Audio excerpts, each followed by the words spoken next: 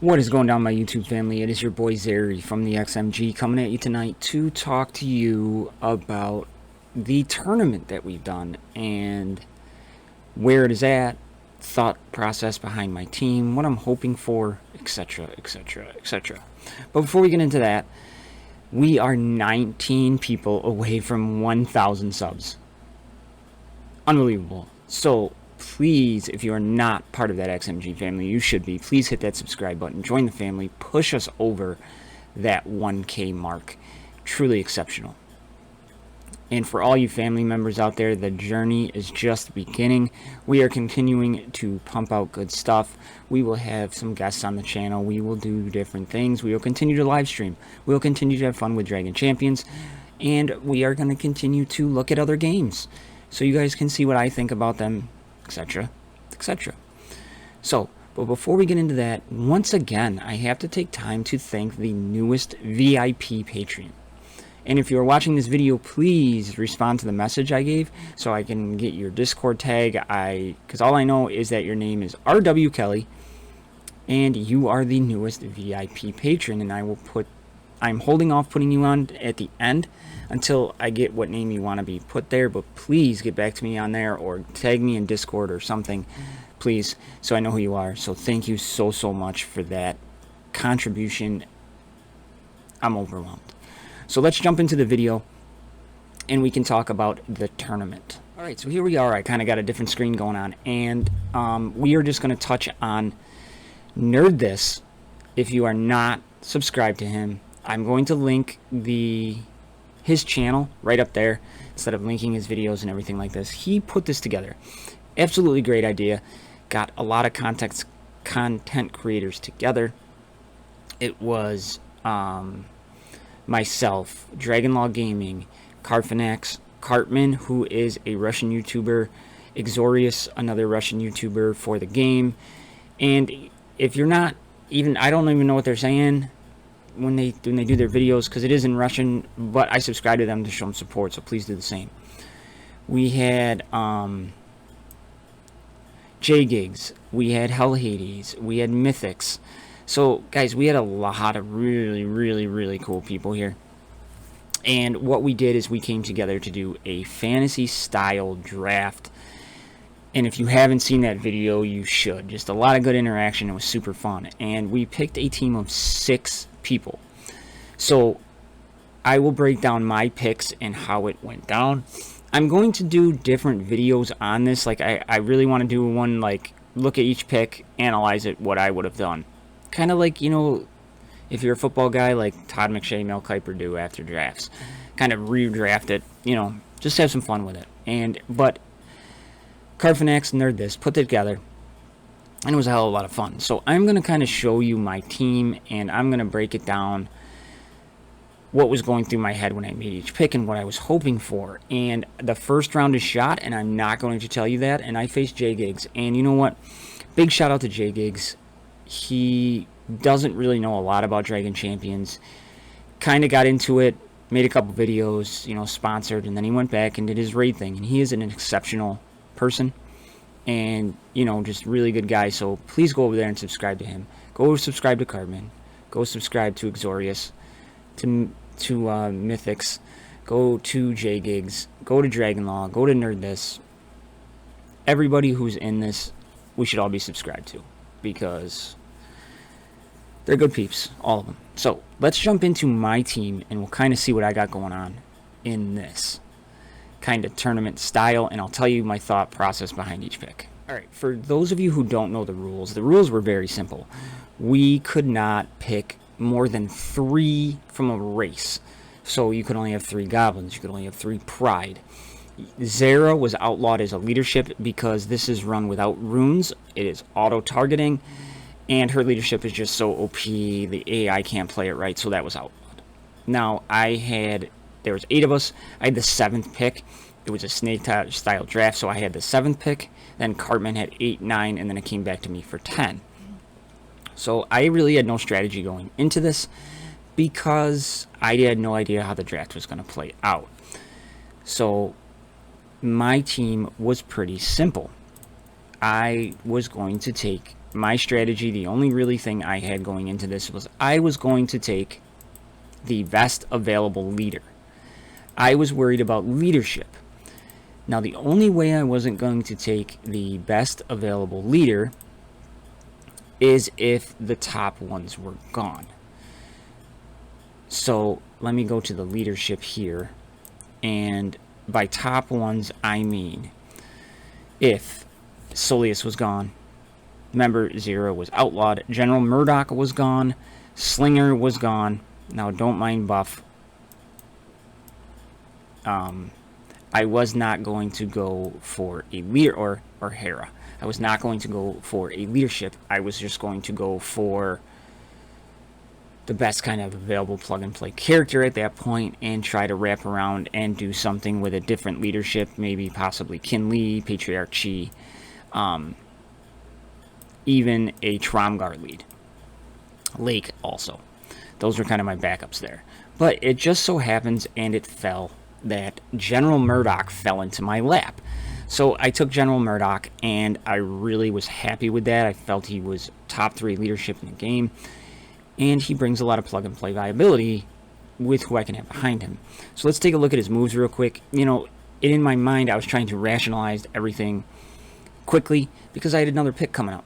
So he deals 260% of physical damage and inflicts a damage decrease on a basic with the assist, damage decrease, survivability. Then we had It's a Trap. Inflict, if they're inflicted by slow, turn meter decrease by 50%. If the target is afflicted by damage decrease, this ability calls a random ally to assist. Now, right there it says ally. Doesn't say goblin, it says ally. So that is huge. You got to keep that in mind as I build my team. And then the turn meter decrease is fantastic. Ability 3 is where he inflicts the slow, 70% chance, and he has a 25 or 250% physical damage to all enemies, so AoE. Then his passive ability, he gains more potency, which is awesome, if there's a member of the Order or the Elves, and there's a good chance I'm going to have that on almost every team because of the way this draft kind of goes. So that was absolutely beneficial for me, and especially for Elves. Nightiel, we're going to see Thelaine, you know, so that kind of piqued my interest, and I need potency because that's like adding a rune, and we'll go over his stats here in a minute under my concerns. And then his leadership ability, upon landing a critical hit, all allied goblins recover 25 or 20% of their turn meter and have a 50% chance to call a random goblin to assist. Can be triggered once per turn. So the assist on a critical hit. Okay, so we're at a couple different options now. Looking at his stats, I know his potency isn't very good to start. You know, right now I have a potency of 26, and he's very dependent on potency, but I wasn't concerned about speed with goblins. Now, this is a speed game without runes. The natural highest speed is very good. But goblins, you don't really need speed because you're getting the assist. You're not doing as much damage, but you're looking for things on a basic, like a damage decrease on a basic. Huge. So keep that in mind. So then we have down here on the bottom, Cartman goes, right? And he takes Hera and Salvador. Now, I was strongly considering the Hera-Salvador combination because the pre-taunt, and if Salvador can go, goodness. He gets up Steel Shell, and you don't have a Dispeller, forget about it. Match over. But I didn't know what Cartman was going to do, and those were the two must. Cartman taking Hera and Salvador back-to-back was absolutely brilliant. Then, so I had some viability here, or some options. Coming back to, you know, General Murdoch, I had a lot of different ways I could go. And obviously I needed to take a goblin. But then you got to think, I had a very, very long time before my next pick, because it went Carfanax, Exorius, Dragonlaw Gaming, Hell Hades, J-Gigs, Mythics. Then it went Mythics again. Came back to Tromgar, Freezard, or J-Gigs, Hell Hades, Dragonlaw Gaming, Exorius, Carfanax, and then me again. So I had a long time. Now, I could have went easily could have went Instructor Goram, and nobody was going to take Adam, and I would have been safe to come back with that. But I got a couple problems with that. The way I was thinking is, I have Instructor Goram. What does he do? He drops half piggy henchman. He gives Adam his taunt, increasing my survivability on his critical hit, right? Well, his crit chance, I have him completely ruined out, but let's go take a look. Oop. Let's take a look there. His crit chance, if I could go by it one more time, is right around 30% to start. So, very good. Very good. But he is very slow. Very slow. And he's going to call on those half-piggy henchmen. Okay, but it's kind of a waste of a turn in this. And I wasn't feeling that. I really wanted to go survivability. So I went Dr. Frank. And I think it was the right decision to go for the team comp. Because now I lost out on the Adam Instructor Goram synergy. They're gone because I can only have 3 goblins. But what am I getting? I am getting 220 magic damage to an enemy. If the target is inflicted by shock, I get daze. Daze shut down counters. They shut down turn meter gains. This really would help against the slinger lead. The viability of the daze that you will receive is a no-brainer right here. Then, second ability, deals 300% of magic damage to all enemies and inflicts shocks for 2 turns. So I get the AoE, which is nice. Then I also get this. Restores 350 of Frank's magic damage to shields of all allies. Restores health to all allies, equivalent to 50% of the restored shield. I'm getting a passive heal, and I'm getting shield. He can use this. The AI can't screw this up, because shields can build and build and build and build, and it doesn't matter if shield's full, it's just going to give you more shield on top of it. So if the AI pops this, it can't be misplayed, essentially. So that is why he went there. And then, obviously, for his passive ability, if a goblin ally attacks an enemy with shock, another random goblin is called in to assist. So I'm getting more assists off assist, which I'm not requiring critical chance, I'm requiring his potency. So that is really, really big. So he gave me more viability and survivability. So then what I worried about with his stats was obviously his potency. I mean, his potency's at 5%. That sucks. It sucks. Real bad. But it's worth a shot. Now, generally they're going to have a higher tenacity than potency, but I went with that, and his speed is also 139. Not terrible. Not terrible. But he is pretty tanky with some really good armor. So, pretty good crit chance at 25%, 1 in 4. I'll take that. So, he all in all gave me some viability to that team, so we'll continue. So then it goes down the line. Carfanax selects Ember, Wonderlua, Thalane, Nightiel, Rantha, Kiri. Kiri was going to be my sleeper pick. And then it goes Zira, Tromgar, Freezard, Delman. Hard Orc was going to be my next pick.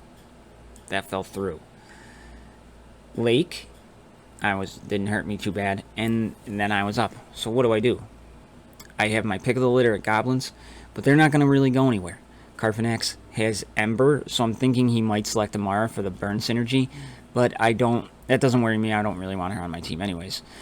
My tanks are gone, so at this point I've decided I'm running without a tank. Cartman's going up next. Now, if he wants the Bleed Brothers, he's going to cap himself out at 3 Pride. Or I could give him the Pride Healer to get the synergy. And I wasn't going to let that happen. So I went to the Pride for my next selection because I get quite a few things. One, I blocked Cartman, which I don't know if he would have took her anyways, but I wasn't going to take that chance. And then I get more things. My team is now abundantly survivable. I'm not having a tank. I don't have a tank on my team, so I need heals. I'm getting the only person in the game who can regenerate, right? I'm getting, on the basic, 210, and then he applies regeneration to the ally with the lowest health for 2 turns. Getting a passive heal on the basic. I'll take that. Second ability here. Heals all allies by 400%, and then applies regeneration for 3 turns. I'm good with that. I'll take a mass heal for 400% magic damage. Then we have Resurrection. Resurrects a random ally. Okay, I got squishy characters. I'm down for that. Passive ability, though, at the end of the return, Renara restores 15% of maximum health and 15% of maximum shields to an ally, to any ally who has 2 or more stacks of regeneration. All allies with full health after that effect gain cheat death for 2 turns. Yeah.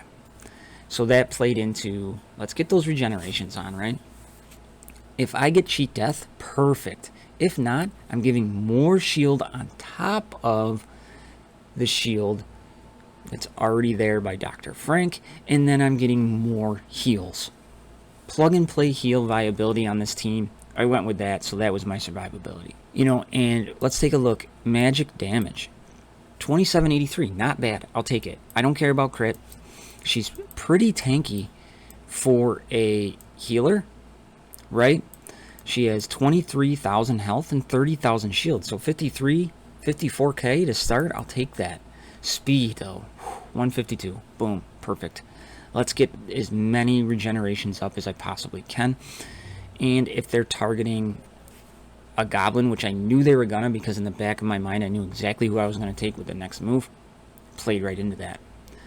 So then the draft continues to go on. And Cartman takes the Bleed Brothers, Reval and Snore. He's building an exceptional team. Really, really can't go wrong there. Now, my turn coming back, I knew exactly who I was going to take because I knew Cartman was not going to take him whatsoever. And I went with the man of the hour who I absolutely love. We went with Major Shot. Now we have Major Shot here for a couple of reasons. Basic, he has an AoE on his basic, increasing the chance to do a critical hit, increasing the chance to call in the assist. Then if he gets called into the assist, again, basic AoE damage. Really, really can't go wrong with that. His second ability, another AoE, playing into my chance to get more critical hits without any sort of runes. You know, deals 230 physical damage to all enemies. Major Shot switches to battle mode. This effect cannot be prevented or removed. Using this ability, again, removes it. Using this ability while in battle mode has a 70% chance to stun the enemies. Not going to really happen, I don't think, but I'll take possibility for a stun on an AoE. But this is the move I really wanted him there for. Inflicts blindness for 1 turn and heal block for 2 turns. Huge. If I can get that to go off and stick, I win. I win. So, that is why it's there. Then this restores 1 turn of a random ability at the start of his turn. Awesome. Perfect. He is really fast too. I'm not worried about his leadership, but it does give me a secondary leadership with more damage. So if something doesn't go right, I do have the second shot at a leadership. I probably won't use it though. His stats here though.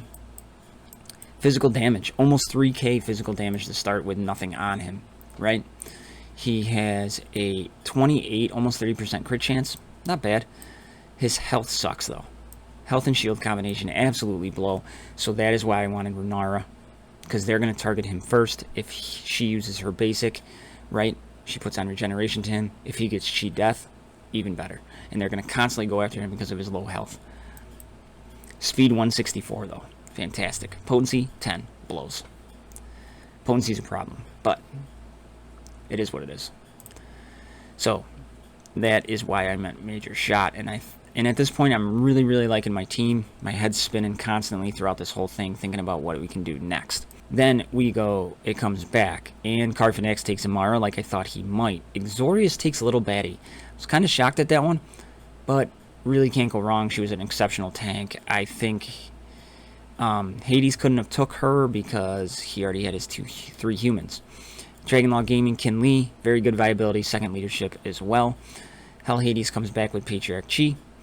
And then Xantera, Selena, then Eric Shieldbreaker, Venomate, Foul, Bori, Punchy Face, Master Duo for Carfinax for the turn meter removal. And here I am.